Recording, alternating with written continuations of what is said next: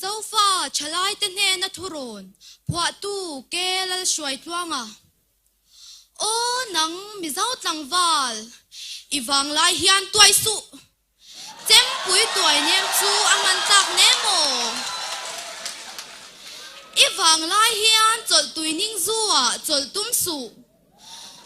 chol na omni se arfi ko re chua pang he ning zuwa hian lim na zong su ining zu in ai na sa inan ningang che ho te u Zing zu in ban sanin tuisik in tam izirang u tuisik in awangin tu man tual chara buai na an chok chuak ngai si lawa o nang mizau mi pafa rui hlau doi vain om su la iram le nam tan har phim ro iwang lai hian na thok la it han tui luang ro se chu chu rang kadar tuit lukin ahlusi a iram le nam chan turin sang taka ipuan ven soi ching la iding le vaya sa atla e nam dang ke mi nge mai chu cher mai chi in iram le nam tan pen chuak ro o nang mi zau nu la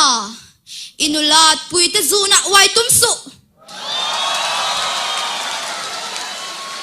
kha zun leng kha mi patana zamani kha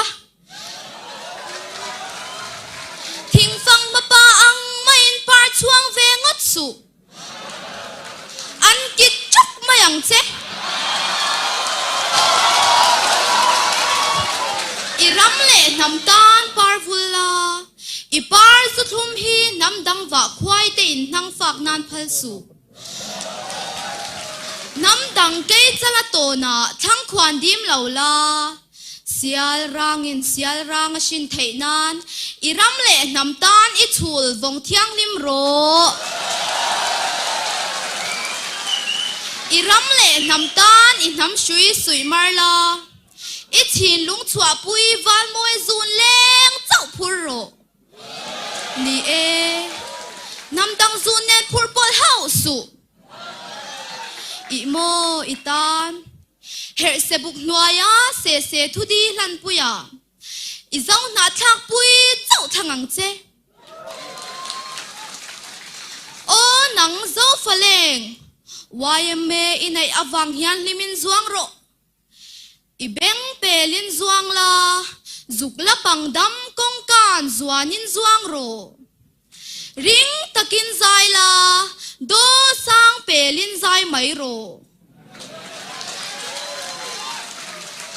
apoi nemo jing chian bo ar po zai khal mai la o nang YMA sel na an ka itong chi nem ni don toy pa kam chuak ani ma na nang chuan zo nun zemoi tlom ngai na hlu hi tuai tir tlai rol lam lian chom takin I chom nung china riang vai chan hai te I hai ngai lawa chan pui ngai te chan pui turin I chan atleu ngai heklo chiat na le lungai na zan thim hnuaya zo faleng te mai cher ini a chel mi rual lovin khovel mi te mit mua I eng zual zel don si YMA vul zel ro se kalome